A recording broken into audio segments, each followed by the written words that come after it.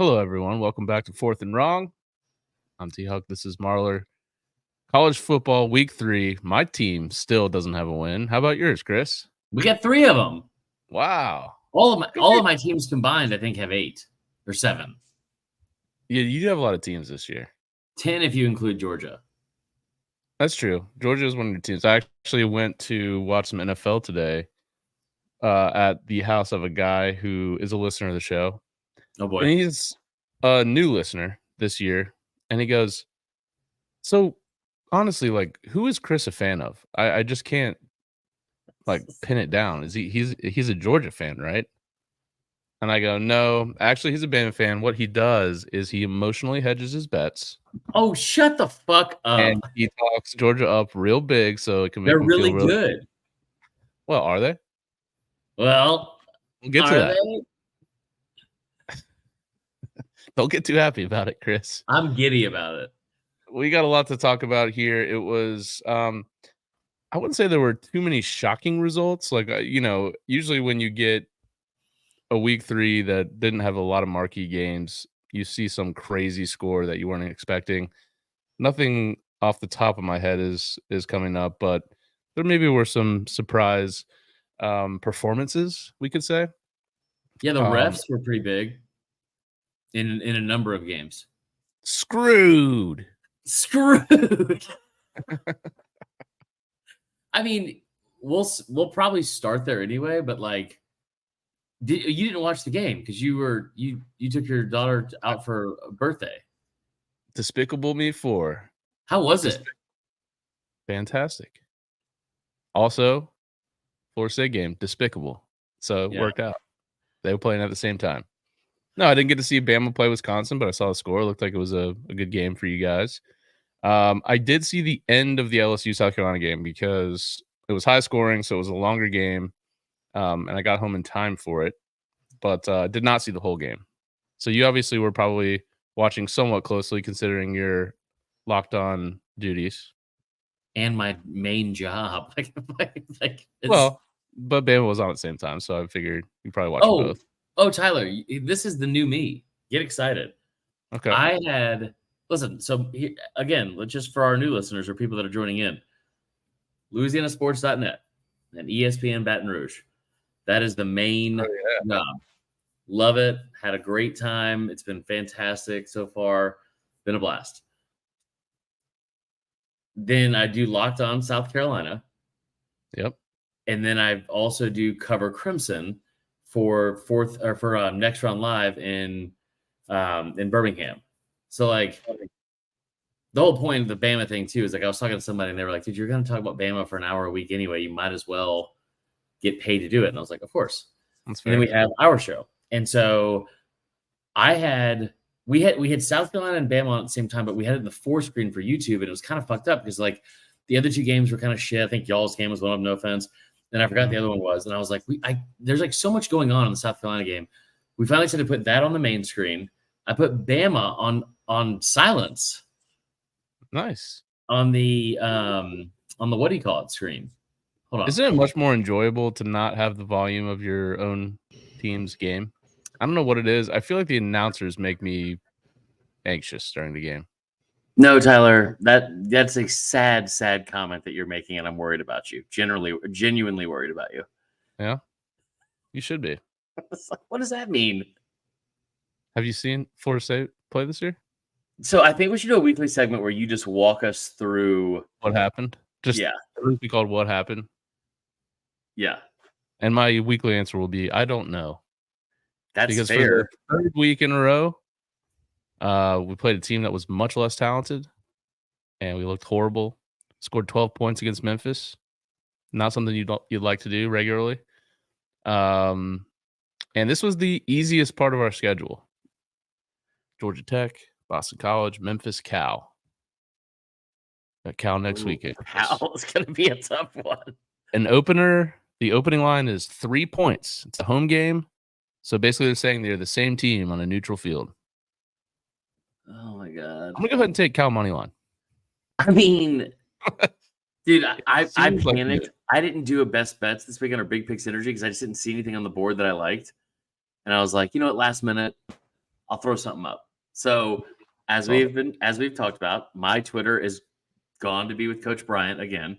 I don't know how to fix it. I will figure it out at some point. Maybe. I don't know. I really don't care right now at this point because work is like really busy. But Tyler gave me access to the what do you call it, Twitter, the Fourth and Wrong Twitter. So I was like tweeting out right before the game. I was like, all right, real quick, Marler's best bets. LSU score first, LSU -6, FSU -6. Fucking over 3. It was lock it in. Y'all looked so weirdly bad, and I don't get it. They just look like a team that has no belief, no confidence. It's the strangest thing to me.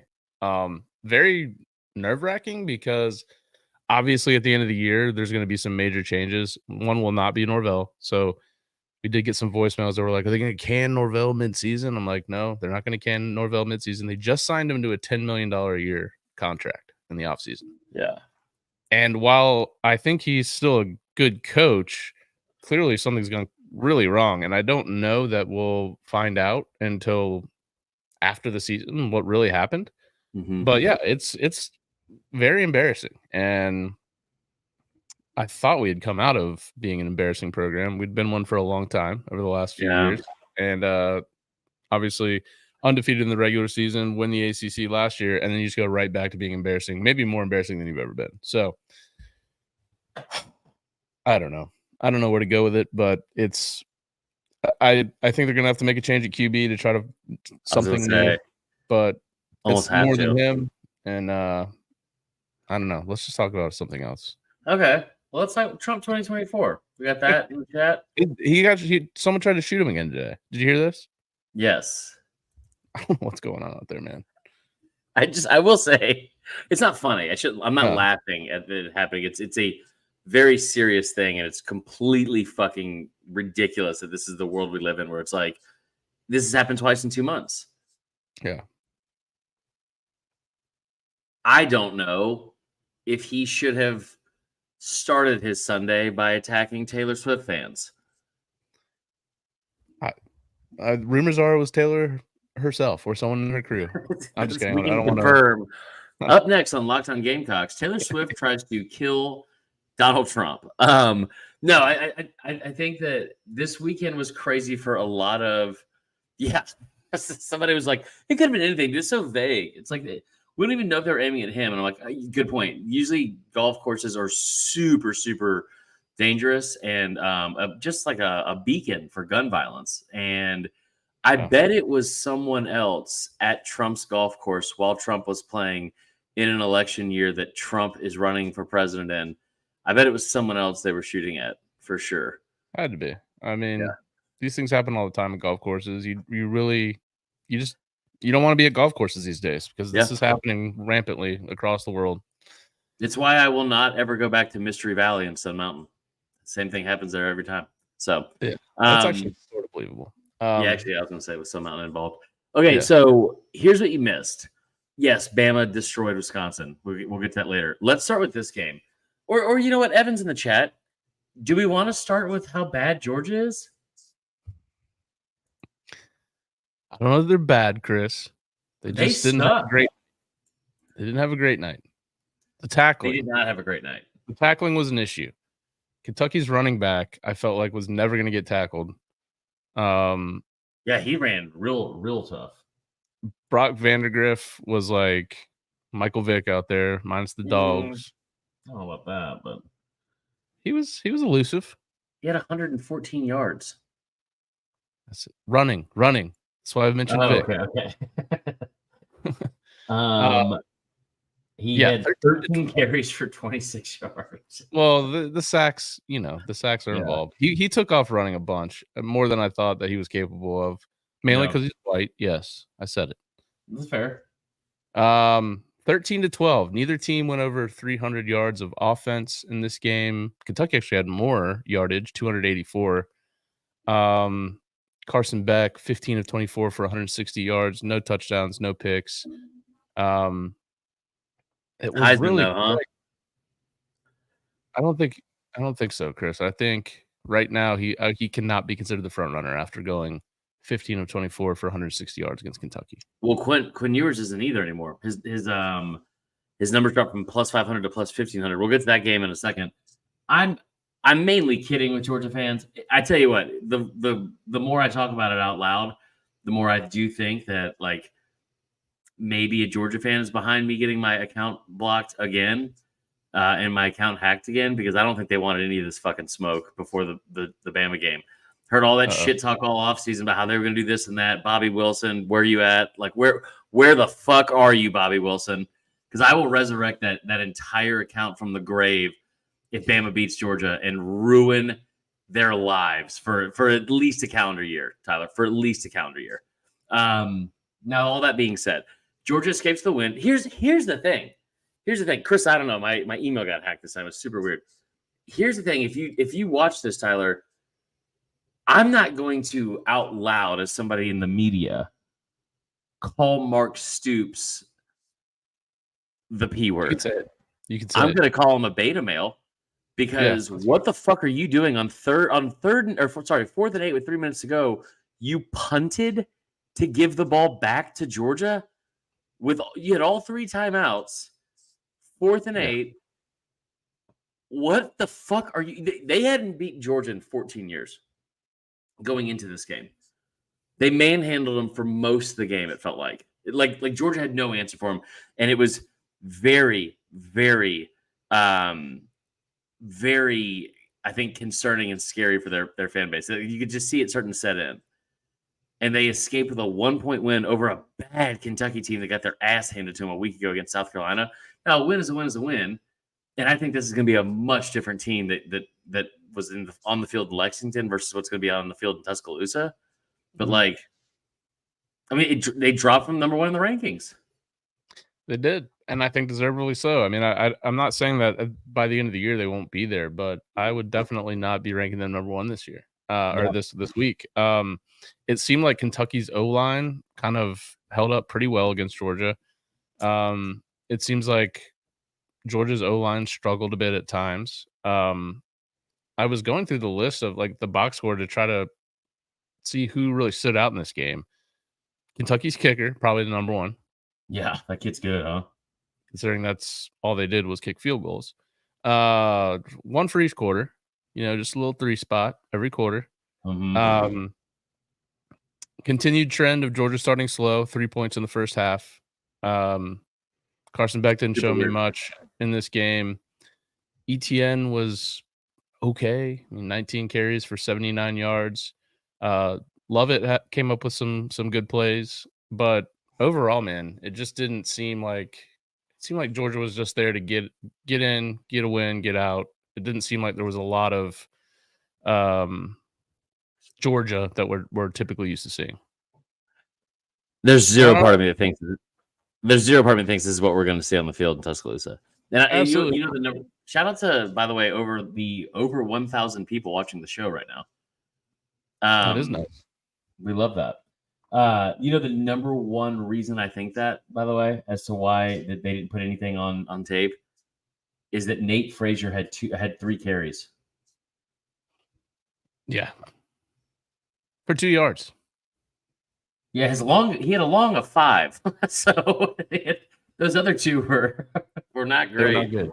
And then another thing too. So Dominic Lovett had a great game. He had 6 receptions for 89 yards, but they only had, I'm counting up right now, 7 different players catch a pass, which is for Georgia very, very uncharacteristic. Only 4 players had multiple catches.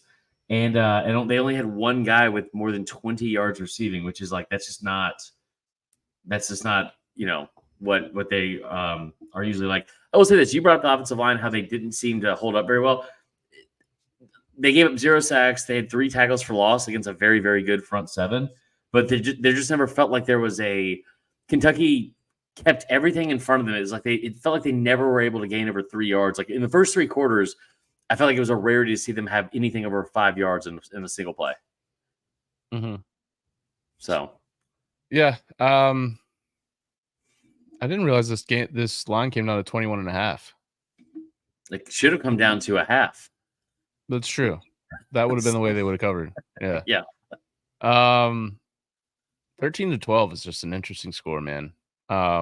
First time since 1944, Georgia has had a game that ended in 13-12.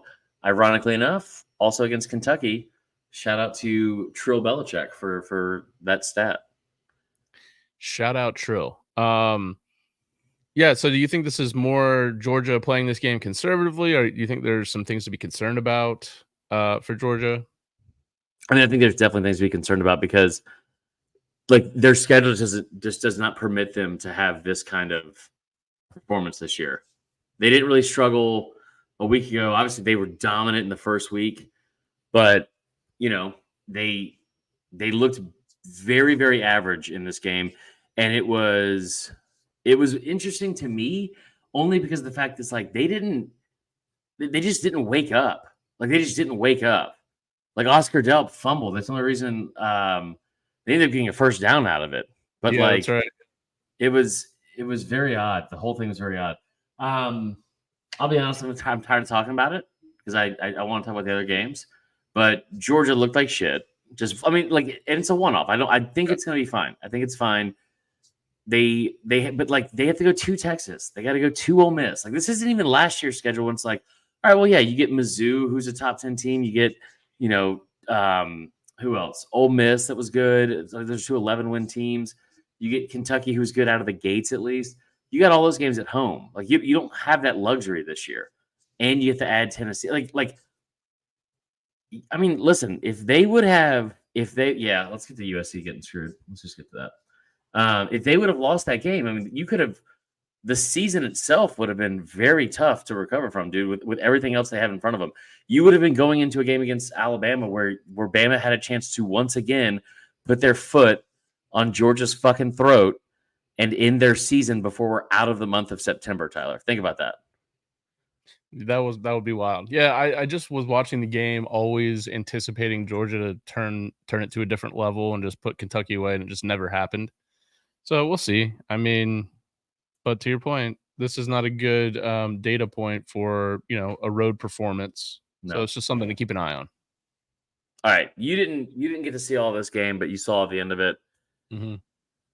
I don't really know where to begin on this one because it was a great game. It was a great game, and you have to give LSU credit for coming back down from 17-0. They were down 14 points at one point. They were down late in the fourth.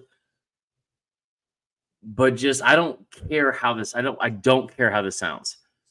You could say the refs didn't give them the game, but they did. The refs handed this game on a silver fucking platter for LSU. And to be honest, so I'm just going to give you some factual information about this. And Krista, we love you, so this is not an attack on you, okay? We appreciate you watching each and every week. But here's the thing. They could not, for the most part, run the football. Caleb Durham had a fantastic game. But for the most part, they couldn't run the football. They were bad in the very first half of that game, and especially out of the gates, they were really bad in that game. You leave that game with knocking out their South Carolina starting quarterback. So the South Carolina didn't have their starting quarterback for the second half. Could barely do anything. I think they had 12 yards passing in in the first 20 minutes of the second half. It was awful because they brought in Robbie Asher. They couldn't do anything. So you needed that. You needed two pick sixes wiped off the what do you call it? Wiped off the scoreboard because of personal fouls.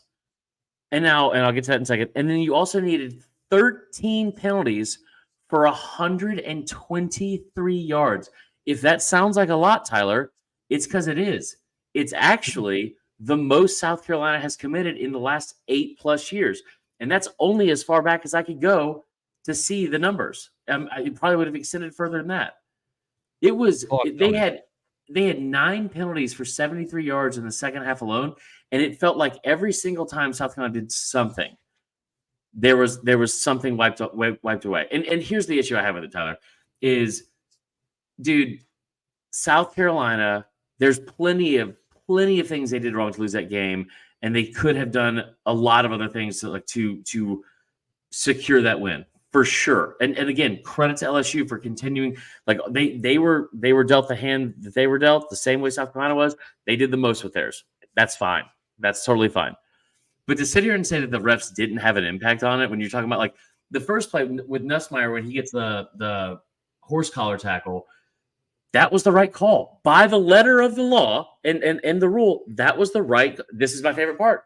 This is what I said on Saturday to a sea of no one. A Bama fans talking about penalties. Dude, Bama gets all the calls. Bama gets all the calls. I told you this in our group text on Saturday. After you, right after you, I didn't want to hear it. First thing out of Tyler's mouth was Bama does get all the calls. So here's the thing. While we're on the subject, I just want to remind everyone while we're here. 2022, 2021. Those are, I'm sorry, in 3 to 4 years from 2019 to 2022, Alabama was either the most or the second most penalized team in the conference. That's not a real thing that we're talking about. So we're going to go back to the real factual things that that happened on the field. Okay. You needed all that to beat South Carolina by 4 points without their starting quarterback. It was a joke. Like, dude, at one point to the Nussmeier thing, he got a horse collar tackle because he's being dragged down by his jersey. Last year, that would not have been a foul. It would have been a pick six or whatever. And that's fine. So they changed the rule for protecting the quarterback. Totally fine. It is now definitely a flag, and they made the right call. The Kyle Kennard, the pick six that he threw directly to Nick Immanwori, he runs it back for 100 yards. Nothing to do with the play. Nothing to do with the play at all. Kyle Kennard didn't lower his helmet, just hands. Mm-hmm. Hands. And hits him in the shoulder, and it's like a blind side, like unnecessary reference or whatever on Nussmeier. Yeah, I did see that. Dude, like, get the fuck out of here. Like, get the fuck out of here. And I'm glad we can talk about it on here because on Locked On, I'm not allowed to cuss at all. But that was such a fucking joke, man. That call, like, dude, that puts the game away. It has nothing to do with the outcome of the play. He didn't even hit him with his helmet, chest, and extended his hands into his shoulders. Rocked him too. Yeah, he did. It was a high cheek blind shot. See, here's the thing. It wouldn't have been so violent. Do it, and SC wins the game. But here's the thing. There's so many other calls that went against South Carolina that were such fucking bullshit. Dude, the offensive pass interference. Did you just yell it out? I'm shushed over here. The offensive pass interference. Dude, there's a fucking food and wine festival like 30 yards away right now. People fucking hollering and screaming right now. Anyway, let my man get his takes off.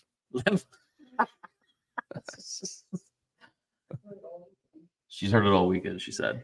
No, but they had Krista has a point, and I get where she's coming from. And if it happened to Bama, I probably would say the same thing. Probably. Yeah. But here's the thing, man. Like, they did that same shit last year with like Dallas Turner. Like, he should have been. I can't think of the word I'm trying to use. Executed is not the right word, but that's basically what they felt. Ejected. Dude, the same shit, man. Like, it just had nothing to do. It had nothing to do with the play. And instead of having a pick six, the second one, it gets brought back to the 10-yard line. And again, Tyler, that's not even the most egregious one. The 40-yard completion that Robbie Ashford had down the right sideline, where they called offensive pass interference. And they called it on number 3. By the way, at one point, they called an ineligible man downfield on number 14. Number 14 is Mazeo Bennett, and he's a receiver. I don't know how that's possible. They're not allowed to run downfield. If this is true, Chance Pope, if this is true, this is the same crew from Bama, Tennessee. That's saying something, because there's also another game from last year where I brought that up, and fucking Matt Hayes' dumbass said some shit about it. That guy's the fucking worst. Hope he's watching. Anyway, so but Dylan Harley is right. The Phantom OPI is what cost them the game. They had a 40-yard game that comes down there, and then they're like, it's pass interference on number 3 on the offense, and they're like, what?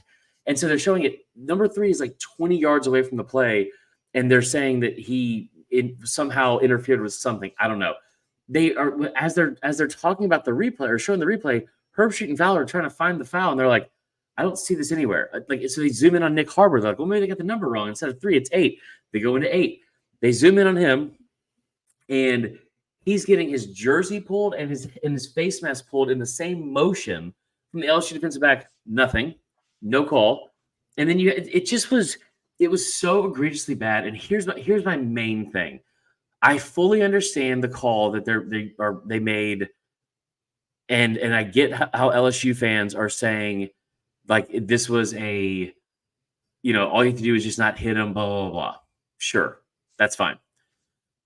I seriously question the integrity of what we're doing with the officials. Like, I'm not saying their integrity, or they were trying to make sure South Carolina lost or anything like that. I'm saying the integrity of officials, when you see this routinely, they insert themselves into games in a situation where, flat out, Tyler, you can't fucking do that there. You just flat out cannot make that call there. Like, that is such a huge, monumental, game-changing play that you called, and it's the second one they did. I think that's what frustrated me the most for South Carolina was dude, they had a ton of mistakes. There was an interception that was or a fumble, I think, from Sellers in the first half that was inexcusable. There's a lot of stuff that happened. But, dude, they kept coming back, and it's just like every fucking thing they did, the refs just were right on cue. And it just was – I don't know how anybody watches that. And just to be clear, Krista, it wasn't even just this game. It happened in the UCLA-Indiana game. It happened in the Georgia game. There were so many bad – calls where it's we just don't even understand. If it was like a bad call by the letter of the law, it's oh, that's crown of the helmet. Even did you see the Florida targeting? Oh, that's one of the worst. I don't even like Florida, and that was horrific. It feels like that we kept saying that over and over and over again on Saturday. It was this is one of the worst calls I've ever seen. In this situation, this is one of the worst calls I've ever seen. It's just Evan Grimes. Let's see what they have saying in the comments. I'm all fired up here. They missed a hands to the face on Sellers in the pick. That is also true. The pick that he threw when they were up 7-0. Their QB was running towards the play. He's a defensive player. I don't think he was running towards the play. He did start out, but the butt target was insane. South Carolina fan, I think the crazier thing is that somehow there was not a single flag thrown on LSU in the entire fourth quarter. If that's true, that's insane. Because there were so many that were thrown on South Carolina. Greg Sankey needs to fix this shit. That win could have been a huge. Yeah, it's been so bad everywhere, and I don't see how anybody watches it and then is like, hey man, this is great. This is really a good product you're putting out on the field, because it just makes no sense. Yeah. And it happens all the time. They're trying to make college football. Well, they're not trying to make it. It's the second biggest sport in the country. You would think that at some point we could probably get some better refs to cover the games. But anyways, South Carolina ends up outgaining LSU 410 yards to 388, 255 yards on the ground. Rocket Sanders was really good, 143 yards, 2 touchdowns. Sellers had 88 rushes and 2 touchdowns, including that 75-yard longest in school history. You think if Sellers would have played the whole game, South Carolina wins this game? Or because Ashford he's not it, man. What is this, his third school? Yes. Oregon, Auburn, South Carolina. 2 for 4, 42 yards. What's the outlook on Sellers? Is he back this week? I don't know. I haven't even looked at it, man. I got so fired up yesterday, and I think it's it looked like it was a high ankle sprain. I was kind of shocked he was out for the rest of the game, to be honest, because I think he could have gone if he had to, but they didn't do anything. They were. Well, good win for LSU, despite the officiating. But ankle sprain, Harley called it. Great teams cover, and South Carolina covered. So first loss of the year. Would have been obviously a monumental win for South Carolina. I don't think they've started 3-0 since 2012, which was obviously a really good year for them. So season's not over, but this was one that I think you could be frustrated with as a South Carolina fan with the officiating, and a good win for LSU. So we've talked enough about this game. We were 30 minutes in. There are 2,120, 131. It just keeps going up. I don't know what's going on tonight, Chris. Yeah, I don't know. People are fired up. Fire me up. There are almost 2,200 of you in here, which is a new record. So I saw a tweet today about Napier. I don't know if it was legitimate, though. That said, like, my inside sources. I just can't trust I thought. Yeah. Yeah. I looked on that guy's. He was now you can be verified. Like, I'm verified. I don't think I have got like the greatest sources in the world. So, and this guy had like 2,000 followers. So I'm not going to take it yet. But someone came out and said my sources inside the program are saying that Napier's done. Now he does have a scheduled press conference tomorrow. So my guess is if he shows up to that, he's not fired. But maybe he should be. I don't get it. Like here's the thing. There's just no way to justify you were at home against a backup quarterback and you know everything that's on the line. Like, you know everything that's on the line. To be down the way they were down, 20-0 at half. Dude, I think that the nail in the coffin for this whole thing is, in my opinion, Florida was down 13-0 in the first half, and they looked really bad. They looked really, really bad. And like they kept showing like stat cards that were like 164 rushing yards for A&M to like 7 for Florida. It was like, I mean, like, and they controlled the ball. They had like, so Florida has to punt on 3rd down or whatever on 4th down. I mean, they punt them deep and they get them to like the 1 yard line. A&M went on a 15-play, 99-yard drive. And outside of one pass play that was negated because of a penalty, they ran the ball, I think, on 14 or 15 of those plays for like a 7.5-minute drive, 99 yards.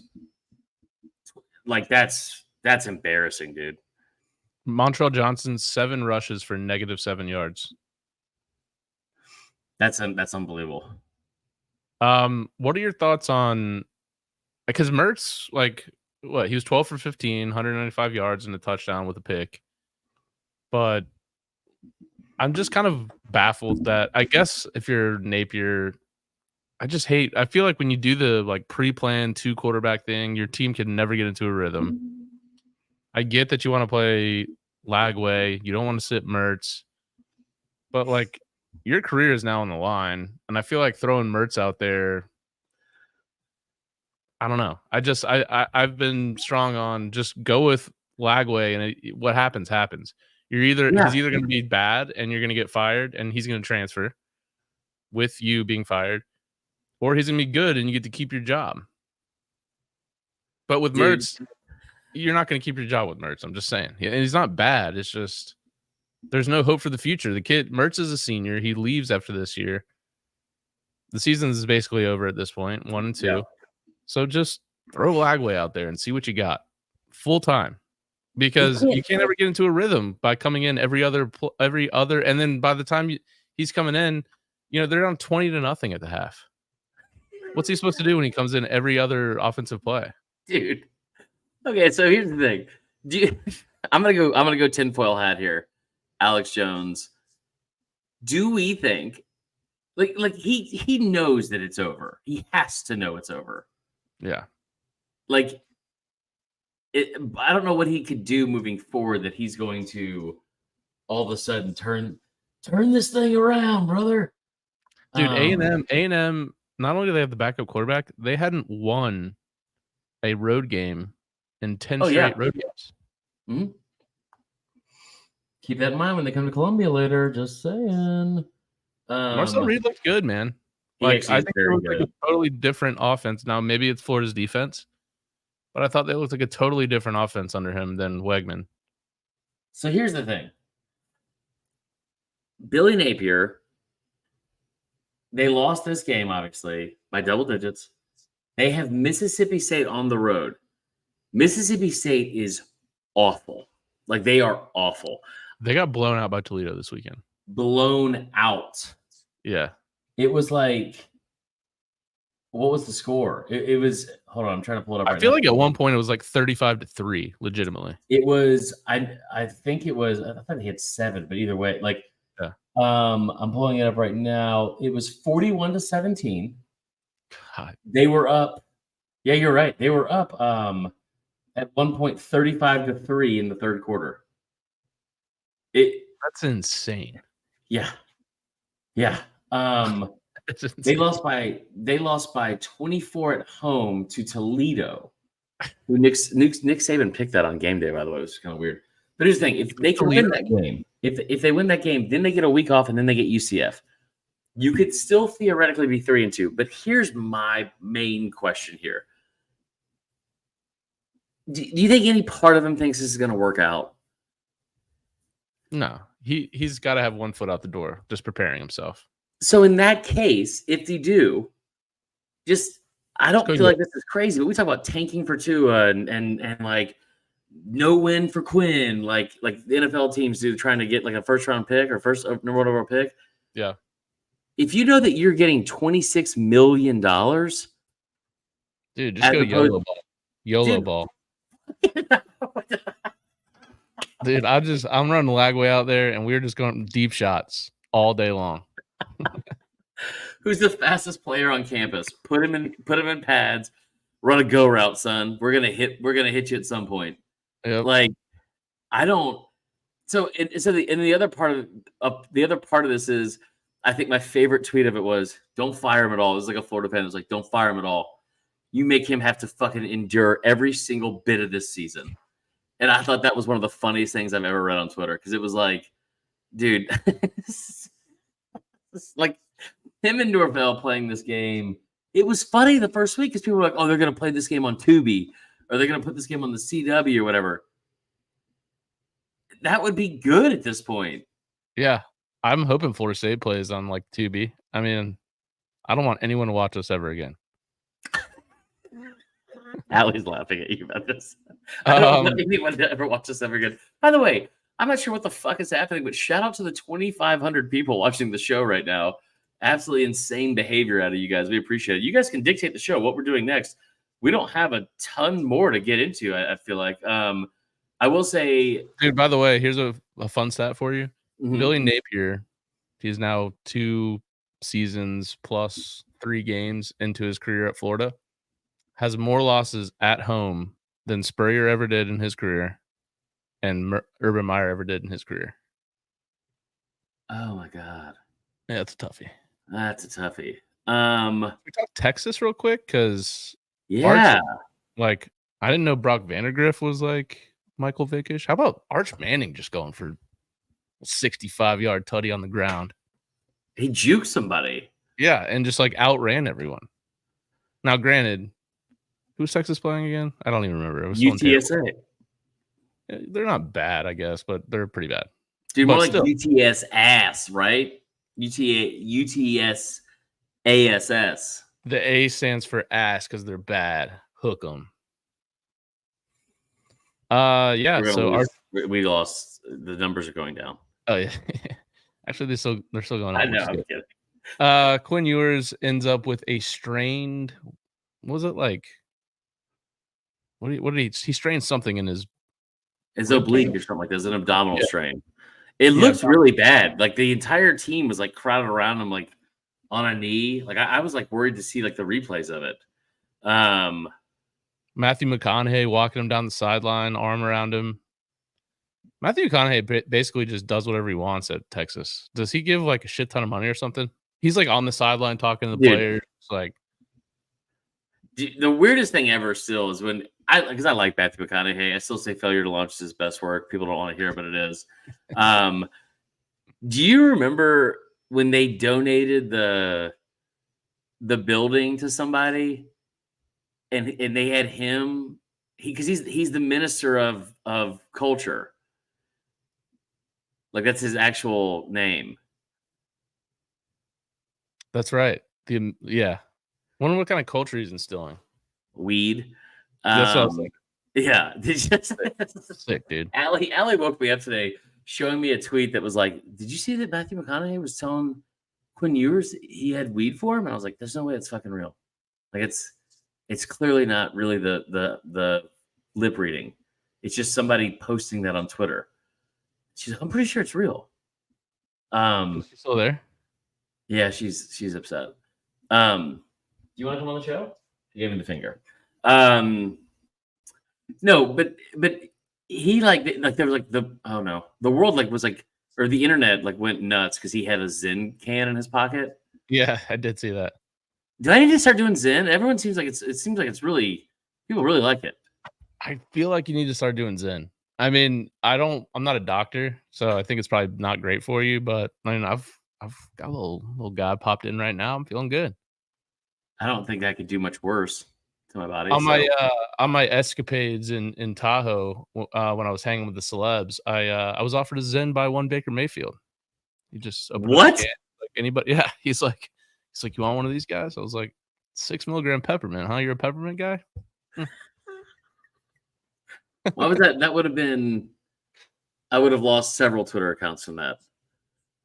Yeah, well, we didn't get to talk much about it because we didn't record for like 3 weeks after the Tahoe trip, but it was a stunner.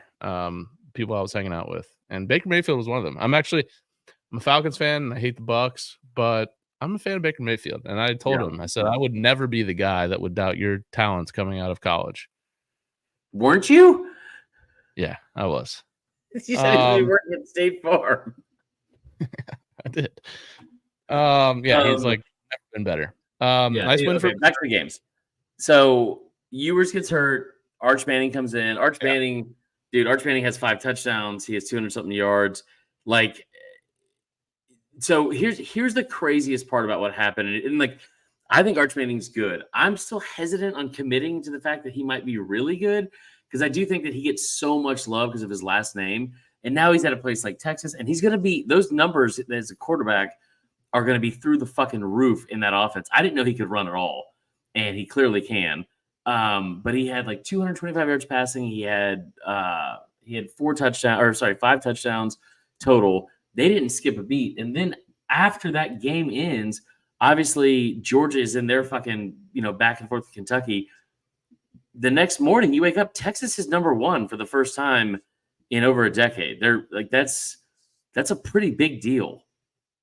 And I think they should be. I think they clearly have showed through 3 games that they have the best team right now. Now the teams have to play each other, so it really means nothing. But yeah, Texas I would have as the number 1 team as well. 56-7 over UTSA.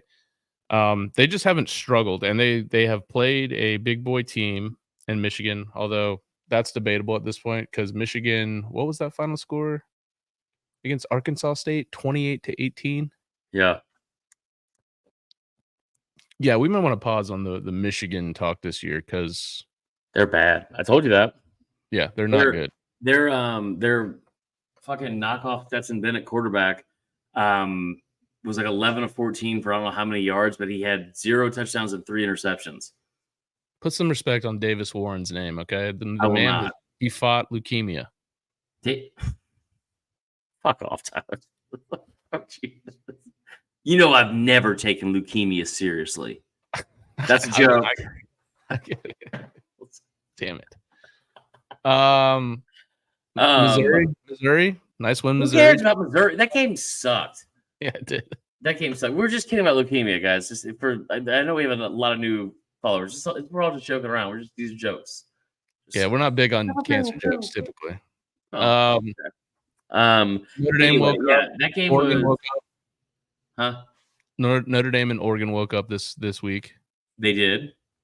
49-14 for Oregon and over Oregon State, and then 66-7 Notre Dame over Purdue. It was a 10-point spread in that game. It got down to 7 at kick. Yeah. Easiest money ever made. Now, can we talk about this for a second? Yeah, let's talk about it. Because I saw the score and I was like, okay, not altogether shocking. Because what was the line again? Wasn't it like 31? I can't. It was 16.5, and then it got bought down to 14 right before the kick. Okay, I will say I wasn't totally shocked by the score when I looked at it, but then I started watching highlights of the game. I didn't realize Tyler Van Dyke went out like in the first play. Don't put us on big noon kickoff, dude. If you don't want us to knock out your quarterback, because it happens every time we're on there. So how'd the team look this week? Obviously, they look pretty good. They look pretty good. Here's the thing: like that defense is got holes in it, especially up front. They weren't as impressive as I thought they could be. They only had 407 yards of offense. Yeah, this is the new thing that sucks. I'm already over this shit. Do you know Ryan Williams is 17 years old? I did. This is like, and I know what Evan's doing. He's making a joke out of it because it's a very good joke from Evan. But it's like it's the new, so annoying. Nick O'Leary's grandfather is fucking Jack Nicklaus. Yes, it's like every game plays the Little League World Series. Jake Bentley, he should have been in going to his high school prom. Stetson Bennett was a walk-on. Did you know that, Chris? Do you know Stetson Bennett actually walked on at Georgia? Yeah. Cody Schrader, by the way, was a D2 walk-on. Do you know that? Sick. So here's the thing. Chance Pope brings a very good point. The offensive line looked night and day for Alabama. Caden Proctor's back. You had everyone in the right position. Wilcom Formby had his ass on the bench where he belongs. It was, we got to talk about Vandy too. We'll get to a rapid fire of like, I've been doing this article for LouisianaSports.net. You guys should check it out. It's called In Case You Missed It. I did every week in the SEC and talk about some things you might have missed, and we'll get to some of those at the end of it. Ryan Williams, though, he looked good. He had 4 catches, 78 yards, caught another touchdown. His numbers compared to like other really good freshmen and other really good receivers at Bama, Julio, Jerry Jeudy, Devonta, he has better numbers in his first 3 career games than any of them did. Which is what does that mean? I don't know. But Jalen Milroe had 5 touchdowns. They ran him a lot. Like they ran him. Justice Haynes only had like 2 or 3 carries total, I think. I think he had 2 carries for 17 yards. And we have angry fans too. Yes. I don't know how we did this. We have 3,000 people listening right now. Should we just get into the best part of the show and get into angry fans? I think so. I mean, there wasn't anything. Can I just do one thing real quick? Just a rapid fire from around the league, because I'll tell you in case you missed it, Tyler. Okay. These are my favorite things that happened. Did you see the Gen Z South Carolina fans run down from the very top deck down to the bottom of to the field? So they were going to rush the field. I did not. They were trying their darndest to sprint down to the bottom concourse and like got there ready to rush the field, and then obviously they missed the field goal tied up. That part I hated the South Carolina loss, but I hate Gen Z more than that, so it was funny. Oh boy, let's see. Auburn started Hank Brown at receiver or at quarterback. If you thought that was any,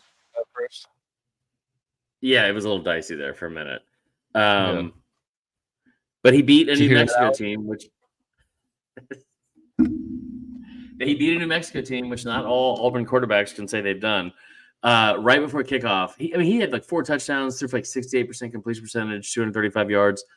But did you see that he, like right before the game, they announced, they were like, and your starting quarterback, and it was like Hank Brown, Brentwood, Tennessee. I look good today. And it is the black shirts. Smaller size, no big deal. See what you're doing over there. Yeah. So they fucking went nuts for him, which was hilarious. Did you see Vandy? So this concerns me a bit because, as the loyal listeners know, we always bet Vandy over their win total every year. This was a game. Now, granted, we bought ourselves a lot of runway with the Virginia Tech win in week 1. Yeah. So I was like, okay, we got Alcorn State next, 55-0. Here we go. We're already at 2 wins. We got Georgia State next week. Easy. On the road. Easy on the road. I factored in that Georgia State probably doesn't have just a packed stadium every game. But unfortunately, they did lose 36-32 to Georgia State. Ball State. That's what we need. October 19th, Ball State, First Bank Stadium, 7 o'clock. Tickets starting at $3. Let's go. We need the Commodores because here's their other games, Chris. Are we going to that game? Like, are we going to have to go to that game? We might. Here's their other games. Right now, they got at Missouri. Then they got Bama at home. Then they go at Kentucky, Ball State. then Texas, Auburn, South Carolina, LSU, Tennessee. They have 4 top 10 teams left on that schedule. Yeah. So we need Ball State, which Miami beat them 62-0 this week. So I think Vandy can get it done. But let's They better, go man. Vandy, because this was one of the ones we had. The way they lost this game was the most Vandy thing possible because, dude, they were down Little League World Series score 12-3. It was real bad. Then they, at some point in the fourth quarter, they were down 29-17 with like 3 minutes left. Diego Pavia puts the team on his back, goes like right down the field, like 5 plays, 65 yards.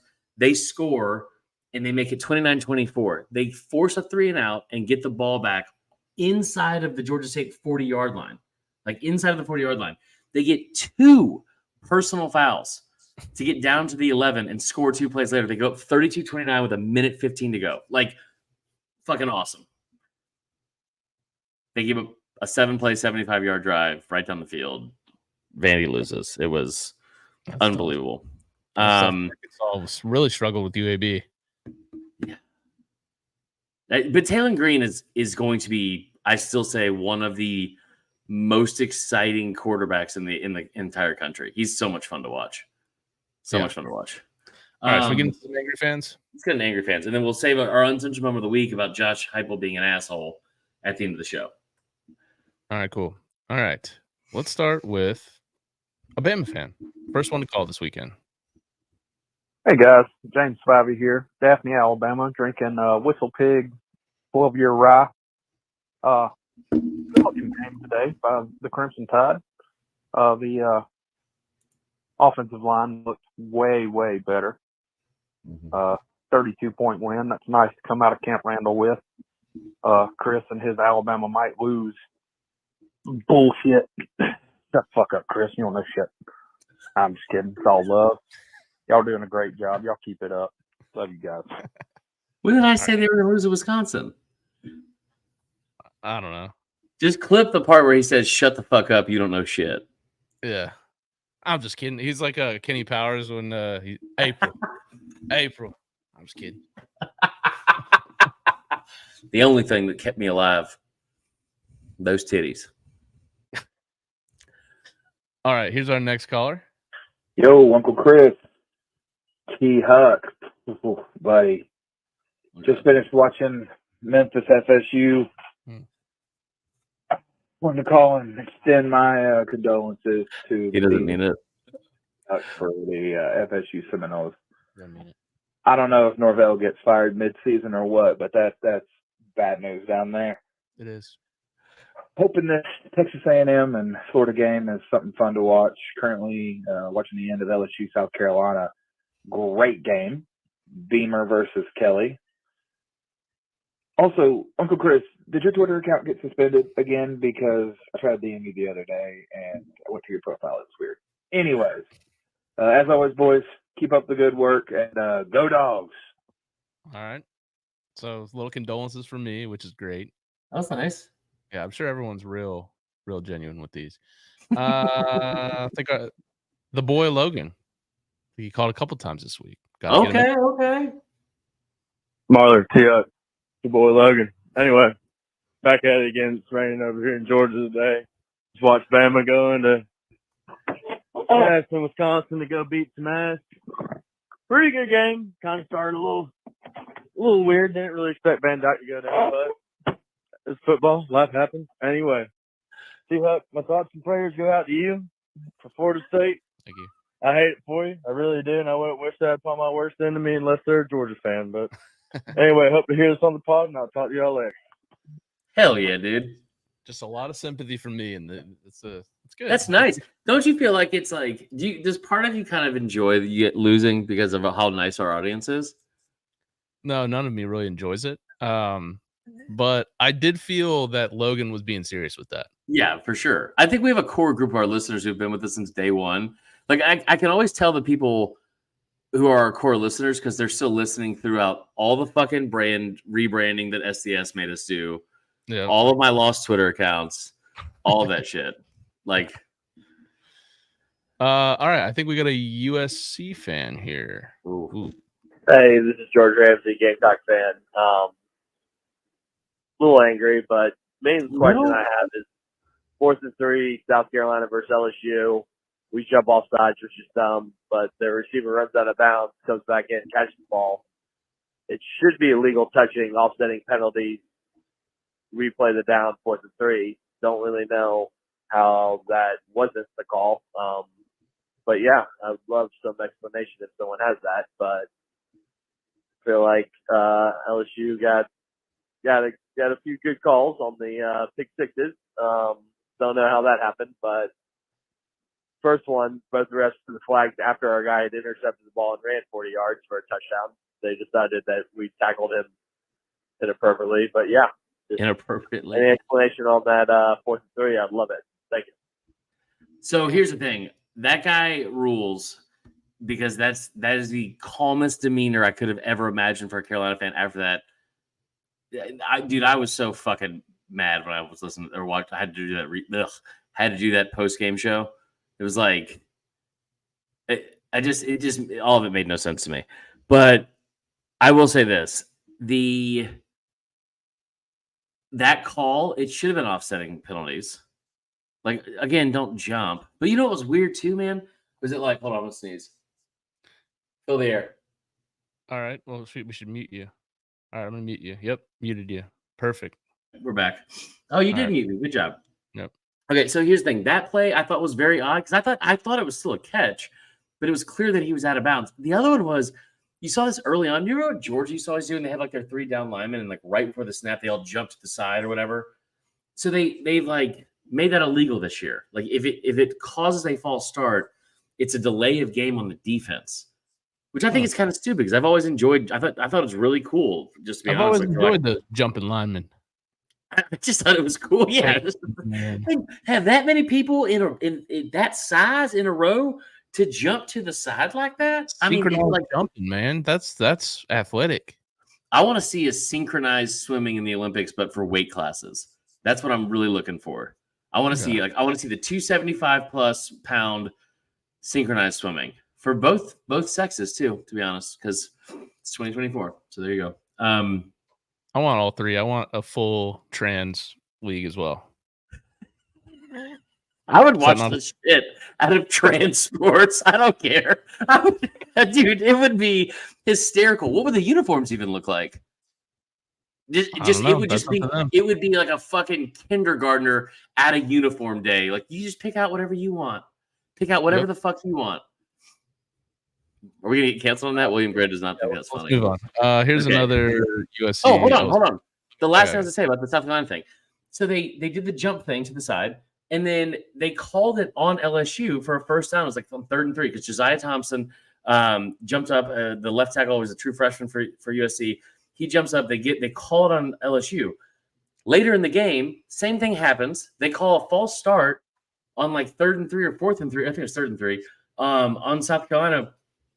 And they get the first down, or so they move him back. And Kirk Herbstreit even says, he goes, this was a flag on LSU earlier in this same game. Like, what is, he didn't say it, but his dog did. Ben was like, what the fuck is going on out here? I gotta say it, I'm over Ben. Shut the fuck up. I'm Chris, Huck. What the fuck, man? Refs screwed us. I don't have any brown liquor with me. First of all, I David think you're Carter, wrong. I think you do have brown liquor on you. He had a lot. Okay, we're gonna keep going. And LSU is walking out with a W in Columbia. I don't know. Anyhow, you boys have fun. I don't know, maybe the officiating gets better. Maybe it doesn't. It's the SEC. If you're LSU, apparently right now, you can buy your way in to the college football playoff. Later, boys.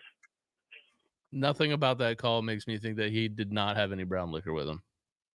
I can tell you right now, I talked to him on the phone directly before that, like 20 minutes before that. He definitely had some brown liquor flowing, and as he should. Also, congratulations, David Carter, to your newborn. I think it's a son. I could be wrong, but I want to say I am right about this. I'm just second guessing myself. On his baptism on Sunday, we are a family-friendly pod, and we appreciate all of you for listening. Yep. Family-friendly. We just sometimes talk transports, and that's okay. We did have our Florida resident call in. Safe to say he was pretty upset. Hey guys, Florida resident. Well, I mean, shit, we've been tweeting about it all day. We fucking suck. We fucking suck. We fucking suck.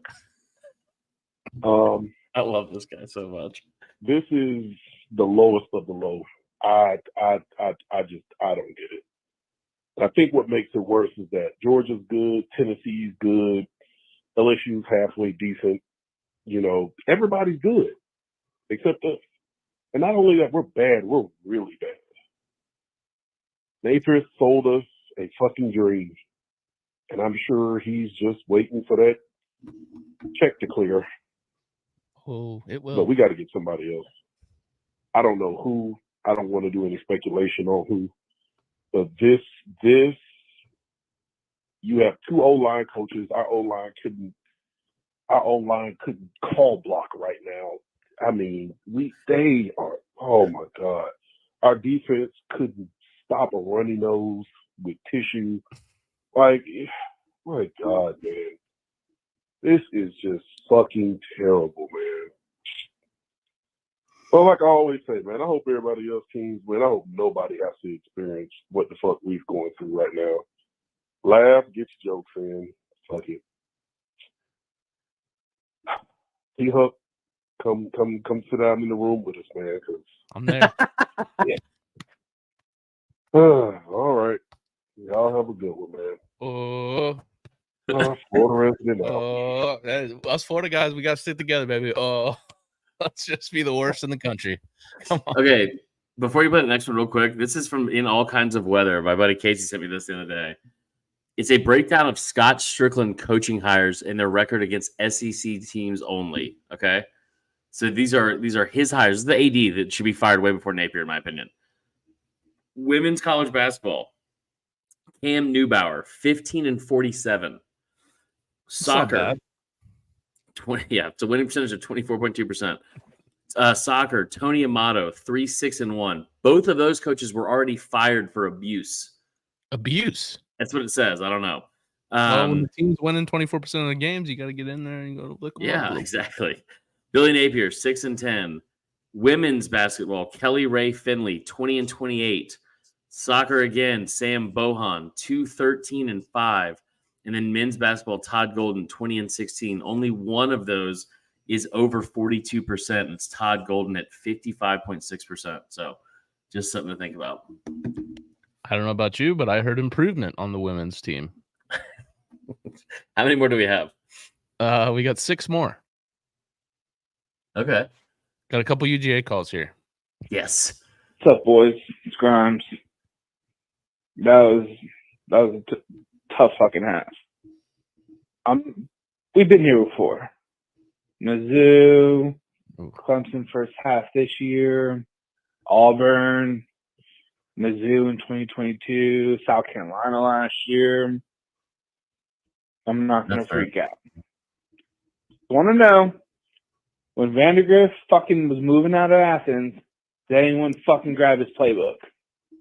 Hopefully we'll see a better second half. Go Dogs. Maybe there's a little something to that. Doesn't seem like a detail that Kirby would miss, but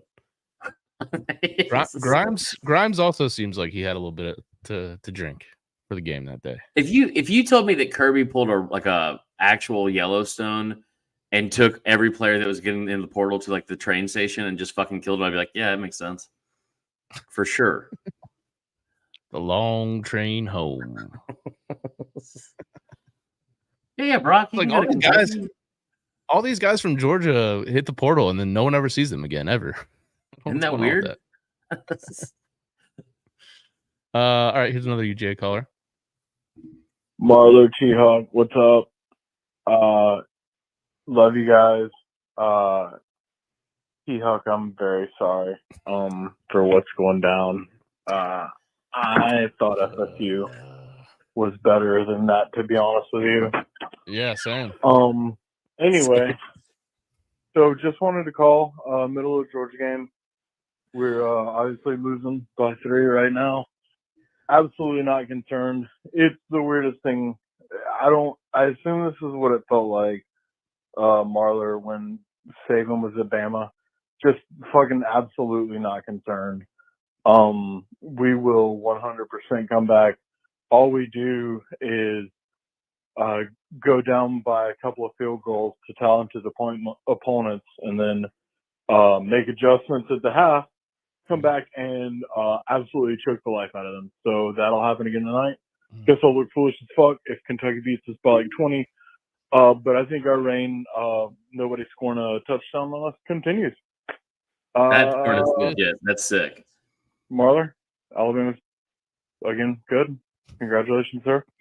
Thank you. Love the pod. Really Love you guys. Have a great night. I fucking love our audience so much, man. Absolutely not concerned. And to be honest with you, you probably should feel that way. He's 1,000% should feel that way. And also, Georgia's been like one of the best second half teams in the country. Like everything he said was accurate. Just for this specific game, it didn't come true. But dude, if he was in that same shit in Clemson, we would have been calling him Nostradamus, man. It would have been like, whatever. I don't know why I said the name like Nostradamus. See. Okay. Chris, T-Huck, Clay Walker fan here. Not real sure what Bobo and Kirby are doing, but this is freaking ridiculous. Why do we have to take it easy? Language. Just put them away like every damn body else. That was it. Everybody. So, I believe that's our buddy Jeff Williams. He sent me a text that this morning I read it and was still laughing. Let me find it. He said Kirby might be more conservative than Marjorie Taylor Greene. That's the second Marjorie Taylor Greene thing we've had in the last 2 weeks. Not enough. We need to make it a weekly thing, man. She's great. Yeah, no, she is. She's super smart. She's awful. I can't believe she was an elected official. Who was the other candidate? We don't need to get into that. All right. Oh, fuck. Uncle Chris, T-Huck. What the fuck was that? Jesus fucking Christ. I just got done watching the Georgia game. Oh, I've been fully puckered for 5 fucking hours. This guy did not have the same confidence as no. I don't know why Carson Beck played like ass today. I don't know why our O-line played like ass. I don't know why everyone was getting fucking hurt. This was terrible. I think this was karma for me calling earlier and fucking with T-Huck. So sorry about that, Tyler. That was not cool with me messing with you about FSU, and I understand the error of my ways now. Yeah. What's up? Don't do it again. Kentucky with a win. You don't walk into Kroger Field That's and right. just waltz out with a W. Fuck that place. Fuck Kentucky away. Get to the bye week and get healthy. Go Dogs. We've been saying it all the last. You heard it here first, brother. You don't just walk into Kroger Field and walk out with a dub. You got to earn that shit. The Vanderbilt, we gonna play SEC ball. All right, we got an Ole Miss caller who beat the shit out of Wake Forest, and they're real good. Canceled the game with them next year. Yeah. Huck, Uncle Chris, calling back, talking about the Reds. Yet to allow a touchdown, by the way. So, by the way, this guy every time he goes talking about the Rebs. I fucking love it, dude. All this talk and all the money we paid for this defense is just working wonders. No touchdowns allowed so far. I mean, 40-6 can't ask for much more against the P4 opponent. Georgia looks like some hot ass against Kentucky, but they had that shit against Mizzou a couple of years ago. Still think Georgia's beatable. LSU is fucking beatable, like very easily beatable. Anyways, go Rebs and fuck Bama, I guess. Oh, there you go. Threw it in there. What did I do? Yeah. All right, last one. Save it for last. 1:01 in the morning. Logan calls back again. Yes. Marler, T-Huck, it's your boy Logan again. Keep it short and sweet. I'll never forgive Mark Stoops for not going for it on 4th and short. That's what determined the game. Anyway, that's it. That's all I got to say. Yeah, I get it. Very tame. Very tame for 1 o'clock in the morning, but I'm with him, dude. I just don't know. I don't get it. Let's wrap up the show with this. I I'll give us our uncensored moment of the week. Did you get your top 5? I do have my top 5. Okay. As of now, I'm going to go Texas. Don't say it yet. I'll do our uncensored moment of the week first. Go. Wait, no, I guess that makes more sense. Yeah. Top 5. Top 5. Number 5. Okay. Tennessee Volunteers. Number 4. Ole Miss. Number 3. Georgia. Number 2, Ohio State. Number 1, Texas. You're a fucking prick. Look, I would say out of those teams, we didn't even make the top 5. Well, you'd be 6. Okay. I just think I don't disagree with you. Okay. Tim Brando doesn't have Bama in the top 15. Well, that's just dumb. Okay. Yeah. So, if you're listening, Tim, you're a fucking moron. So there's that. Number 5 for me, Ole Miss. Okay. Number 4. This I want to be very clear. This is based off of everything that's happened in every game so far. Okay? I don't think he's wrong. I'll say it. You are correct. Number 5, Ole Miss. Number 4, Ohio State. Okay. Number 3, Tennessee. Georgia. Oh. No, number 3, Texas. Number 3, Texas. Yeah. Okay. Number 2, Georgia. Strictly because of what they did. You know what? No, fuck it. Georgia's 3. Okay. Texas. All right. And the number 1 team in the country. The best team in college football right now, after 3 weeks, the very best team in college football is Tennessee. And it fucking pains me to say it. It like really pains me to say it.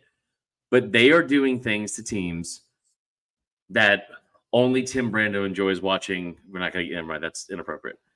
It is. Look, you're a pro. You're a pro, Chris, because you're parlaying that into our uncensored moment of the week. I am, and it wasn't even on purpose, to be honest. But I do think Tennessee is the best team in the country right now. They're just. I think they're going to boat race Oklahoma too. We'll see. Our uncensored moment of the week: Josh Heupel is an asshole, and if you don't know why, I urge you again to go to LouisianaSports.net, read my article, SEC Week 3, in case you missed it.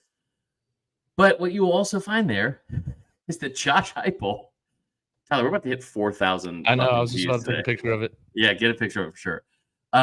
Josh Heupel played Kent State.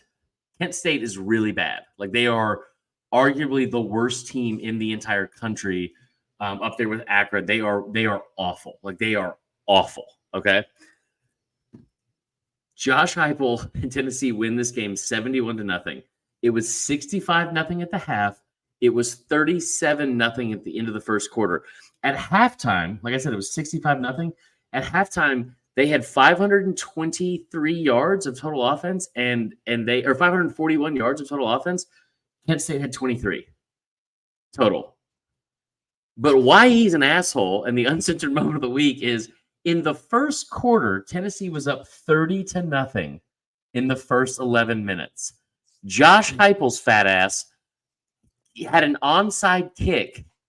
Oh yeah, saw gap in the scheme. Up 30-0 on Kent State. He onside kicks, recovers it, and they go up 37-0 in the first quarter. To put this in perspective and to let you know what was happening in the moment, Tennessee, I don't know how many yards they had. I know they had 30 points. At that moment, Kent State had negative 29 yards of total offense. Hey, listen. Anytime you see a gap in the scheme, you got to exploit it. 30-0. Unreal. What a move. Yeah. That's Lane Kiffin reincarnated. That's unreal. Yeah. All right. Hell of a show. Hell of a show No. here. Thank you to all 4,100 of you that have come in and tuned in live. That is by far a record. I don't know how it's popping like this. We're not even on your Twitter. I you know. don't so we probably need to link up the Fourth and Wrong Twitter to this at some point. But I'll let you go handle what you got going on behind you. And we'll see you guys on Wednesday for a preview week 4. Yeah. Thanks, See y'all then. everybody. That's Chris and Tyler. Have a great rest of your Sunday.